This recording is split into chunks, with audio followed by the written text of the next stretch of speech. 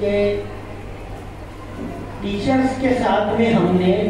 اور اسکول کے ساتھ میں یعنی اپنی مادر علمی کے ساتھ میں ہم نے کس طرح کا رویہ اپنایا، کون سے رویے کی ہم کو ضرورت تھی.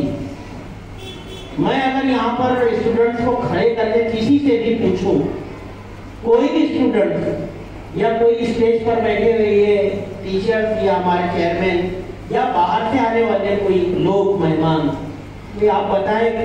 کہ روزانہ کچھ باتوں کی تربیت دی گئی تھی کہ نہیں دی گئی.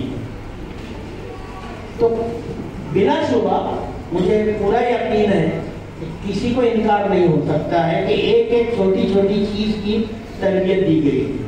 اس میں سب سے اہم چیز جو سکھائی گئی تھی وہ اساتذہ کا احترام ہے. وہ اساتذہ جو آپ کے تربیت کے لیے، آپ کو سکھانے کے لیے، آپ کی تدریس کے لیے رات میں بیٹھ کر اپنے گھر کی مصروفیات کو الگ کر کے